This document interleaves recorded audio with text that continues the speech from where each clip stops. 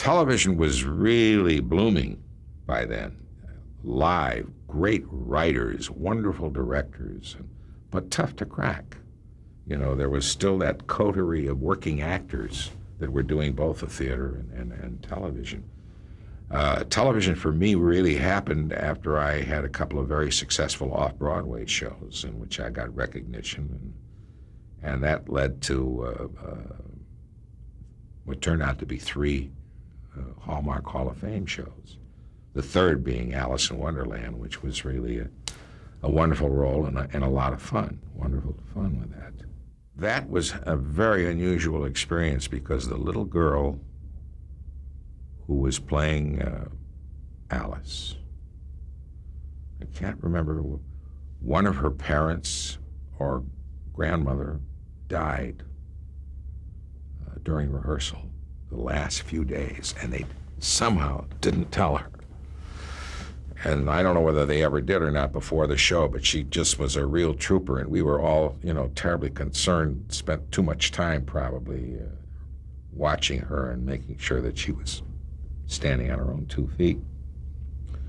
But it was an exciting production and a lot of fun to do. The first one was Born Yesterday. And that was interesting because Garson Kanin was directing it. He wrote it. And when he wrote it originally, Jean Arthur was supposed to play Billy Dawn. And they got as far as New Haven or wherever it was they were trying out, and she left the show. And that's how Judy Holliday came into being. And so now he was doing it with Mary Martin because he still wanted to see how it sounded with somebody from the Texas. It was written for a Texas gal. And Paul Douglas, who had created his original role. And I just had a small part where they make their grand entrance into this hotel in Washington, and I'm sort of showing them around. And then the next one we did was a play by Molnar called The Good Fairy with Julie Harris. Wonderful, wonderful actress. And I just had a little bit part in that. And then they did Alice in Wonderland with a huge all-star cast. And I played the Jack of Hearts who stole the tarts. It was an hour show. And it was produced by, well, it had several producers. First one that I worked for was Maurice Evans, famous actor. And he was the producer, and the director was a wonderful, wonderful man. Unfortunately, he's not with us anymore, George Schaefer.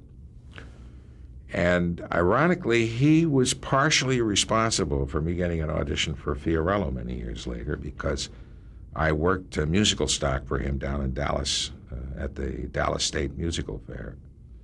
And on my resume, he was one of the ones they contacted and wanted to know how I did in musicals. And it was a wonderful working atmosphere, Hallmark. They did them out in Brooklyn, in this huge studio usually, because there were a lot of sets and things. And this was all live, you know, exciting. It was like the theater. You got out there on your own. I mean, you had to be told where to move at a certain time because of the cameras. But you were out there on your own, just like you were in the theater, and that made it very exciting.